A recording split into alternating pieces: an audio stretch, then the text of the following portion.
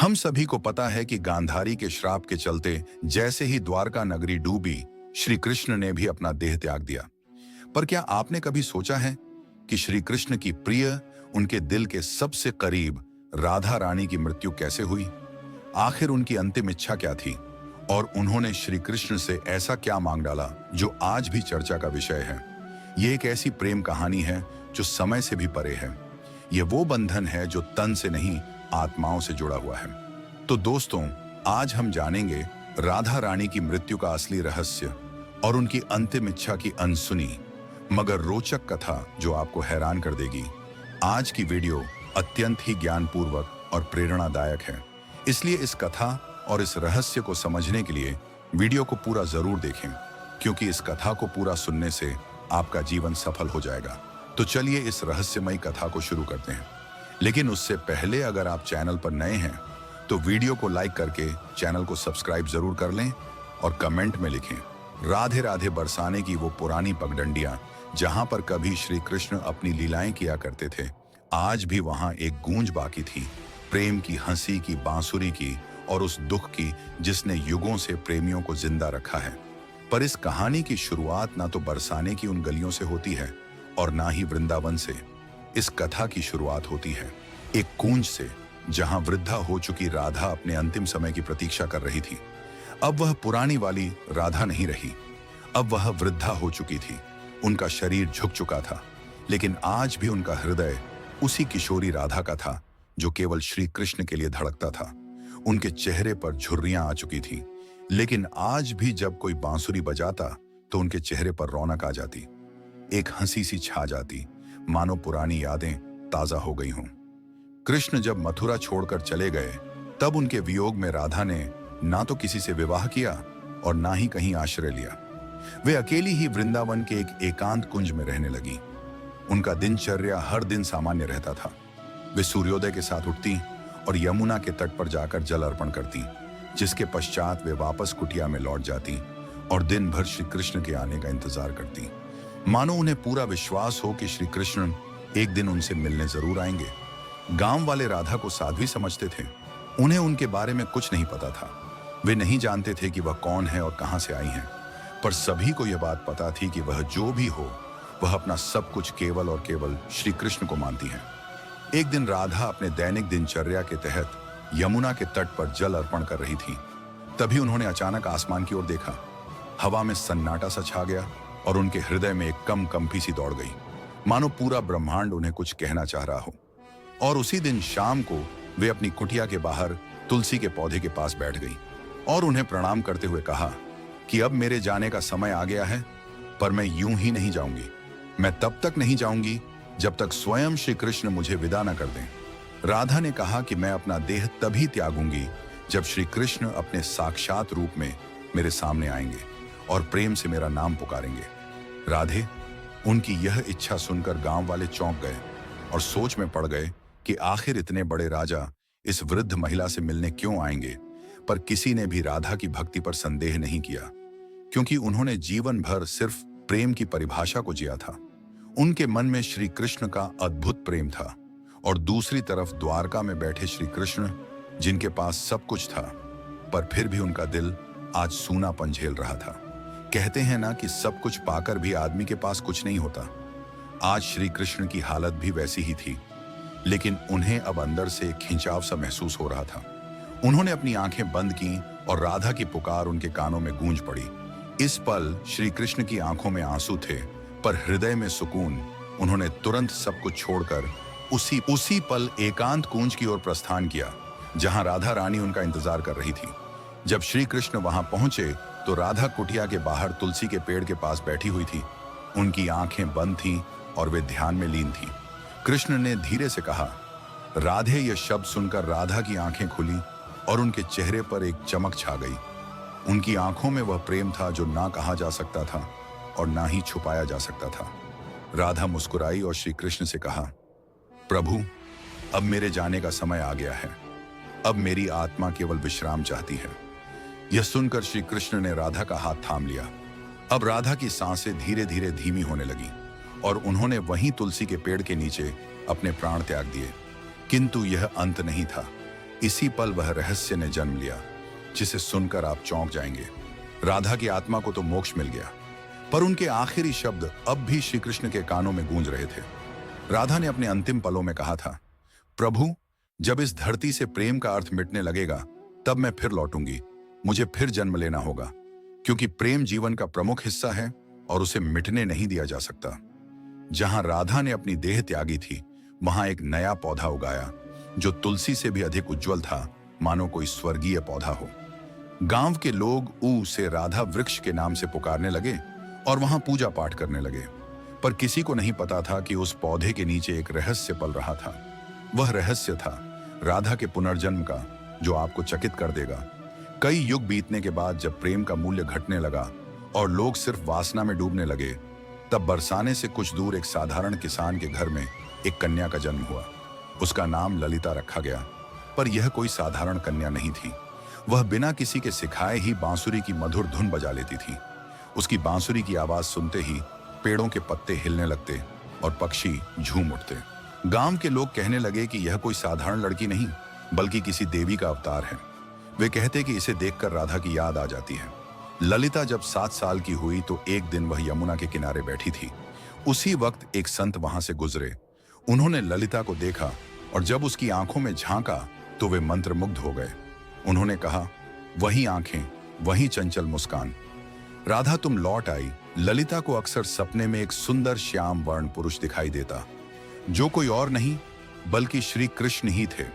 वे कुछ नहीं बोलते, बस बांसुरी बजाते रहते। उस बांसुरी की धुन ललिता के दिल को छू जाती।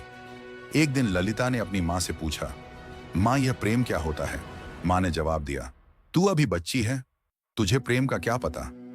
ललिता चुप हो गई, लेकिन उसकी आंखों में एक पुराना दर्द था, मानो उसने यह सवाल पहले भी किसी और जन्म में पूछा हो।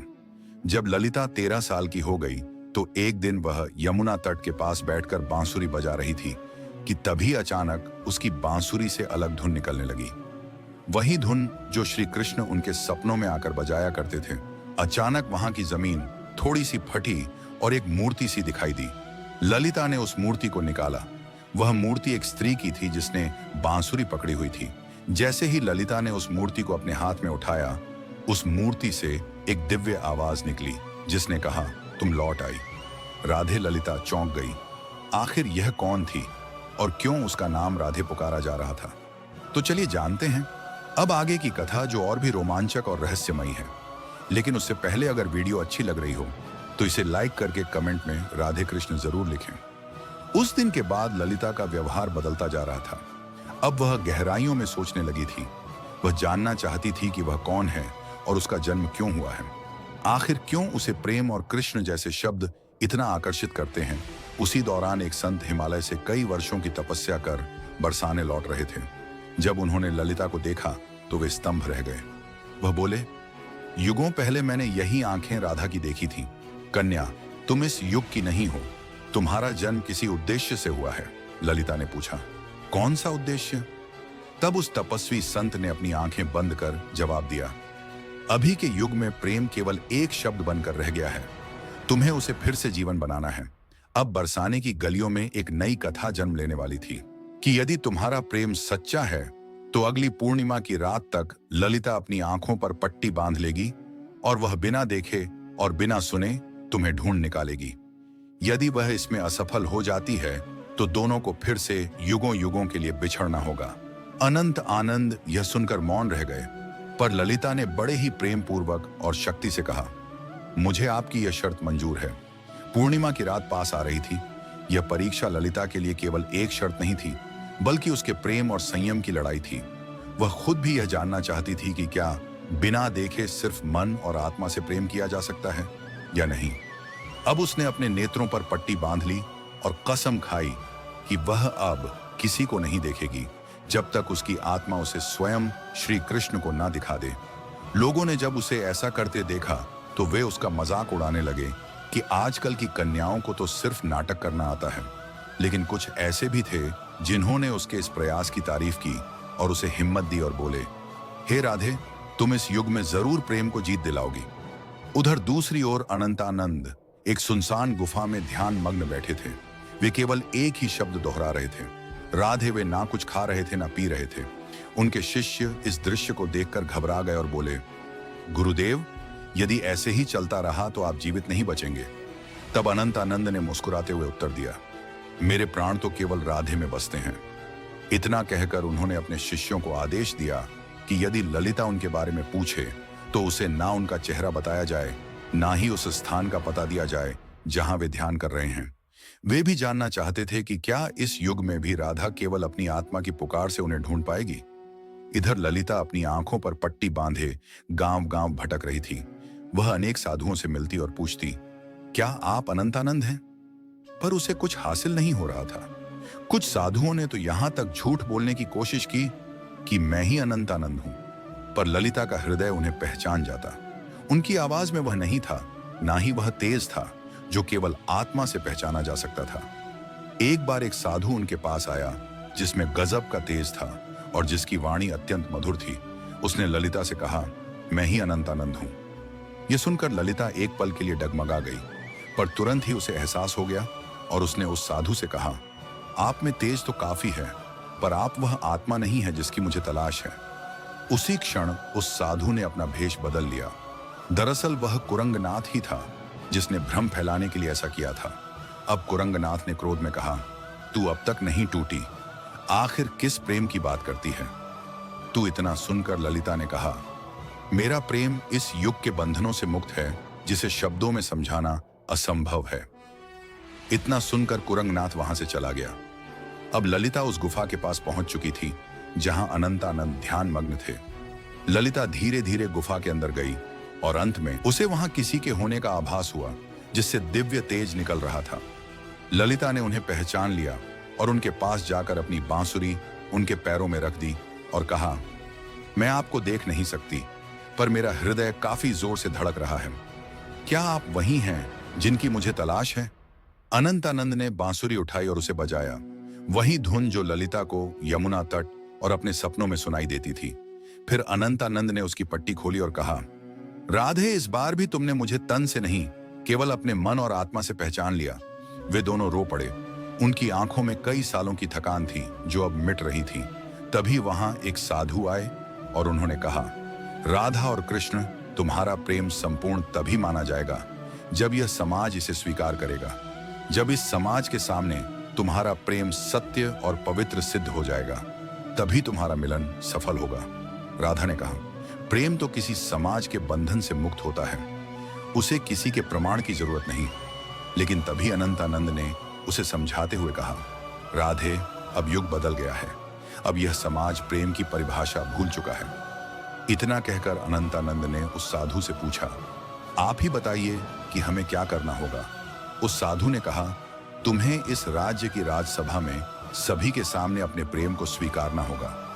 तुम्हें वहां राजा, पंडित और प्रजा सभी को यह बतलाना होगा कि एक ब्रह्मचर्य साधु और एक साध्वी भी प्रेम के बंधन में बंधकर धर्म के मार्ग पर चल सकते हैं। अगले दिन वे दोनों राजसभा में उपस्थित हुए। राजा ने कहा, हम यह क्या सुन रहे हैं कि एक साधु ने ब्रह्मचर्य को तोड़ा है। इतना सुनकर अनंतानंद ने उत्तर दिया, महाराज, मैंने कोई नियम नहीं तोड़ा, मैंने तो केवल अपने प्रेम को अपनाया है। तब अनंतानंद ने प्रेम को समझाते हुए कहा, प्रेम कोई काम वासना नहीं है, प्रेम तो आत्मा का मिलन है। जब आज से कई युग पहले राधा और कृष्ण ने प्रेम किया था, तब भी समाज ने यही कहा था, और जब वे जीवन भर समाज के कारण एक दूसरे से अलग रहे, फिर भी समाज चुप रहा। इतना कहते ही ललिता भी आगे बढ़कर बोली, मैंने केवल इन्हें तन से नहीं चाहा, बल्कि मन से भी चाहा है, और अपने प्रेम को साबित करने के लिए मैंने कड़ी परीक्षा भी दी है। और इसी दौरान ललिता ने कुरंगनाथ की वह कठिन परीक्षा के बारे में सबको बताया। इतना सुनकर राजा और सभा मौन रह गए। को राजा के फैसले का इंतजार था। राजा ने कहा, जब मैं छोटा था तब मेरी माँ मुझे राधा और कृष्ण की अमर प्रेम कहानी सुनाया करती थी, और जब मैं उनसे पूछता कि आखिर उन्होंने विवाह क्यों नहीं किया, तो मेरी माता चुप रह जाती। आज जाकर मुझे यह बात समझ में आ रही है कि विवाह तो समाज का नियम है, पर प्रेम आत्मा का। इसीलिए मैं इस प्रेम को स्वीकार करता हूं। तब से प्रेम की एक नई परिभाषा लिखी गई, और कई युगों पश्चात राधा और कृष्ण का मिलन फिर से संपूर्ण रूप से हो पाया। दोस्तों, अब हमारी कथा यहीं पर समाप्त होती है, लेकिन अगर आपको यह कथा अच्छी लगी हो तो कृपया करके वीडियो को लाइक करें और चैनल को सब्सक्राइब कर लें। यह आपके लिए तो एक पल का काम है, पर इससे हमारी काफी मदद हो जाती है।